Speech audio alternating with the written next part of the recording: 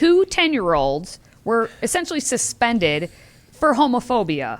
Now, this is a story that's developing out of London, where Susan Pappas, she's the head teacher at, I don't know if it's Heavers or Heavers, Farmer Primary School. If that name sounds familiar, you're going to know why, because she's been in the news before and we've reported on her. So she basically suspended a boy and a girl for 5 days each because they requested to not participate in an LGBT lesson during the Gay Pride Month. Their names are Pharrell and Casey. They're both 10 years old, and they had a visitor teacher in the room, and they said, hey, can we not participate in this? They were doing a coloring activity because it goes against their religious beliefs. And right away, that teacher, because they're in a very minority area, a very ethnic diverse area, said to Pharrell, the boy, where are you from? And Pharrell's like, well, I'm of African Jamaican heritage, and my beliefs and people from us were Christian and mostly Catholic.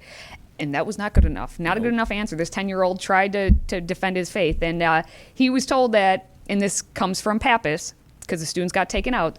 Pappas said to both the children outside of the room, how dare you? You are a disappointment to the school. And then Casey, the girl, was kept in detention for 5 hours. Now, there's a reason why UK spells yuck, right?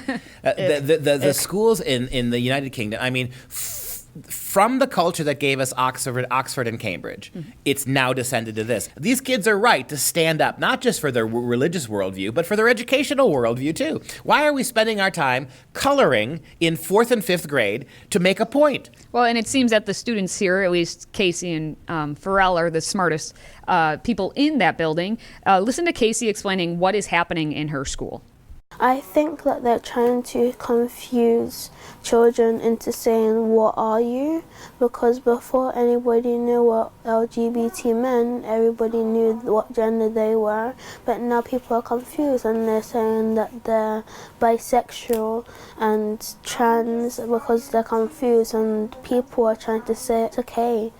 But before all of this happened, they were completely confident of who they were, but now they're not. But we know that schools just like this, we had a story a couple of months ago about a English school that's trying to force this stuff in Muslim kids, primarily Muslim students, and they're telling the Muslim kids the same thing, that you're bullies, that the Muslim parents, that if you don't go along with what we think your kids should be doing with regards to sexuality education, you're bigoted and you're backward.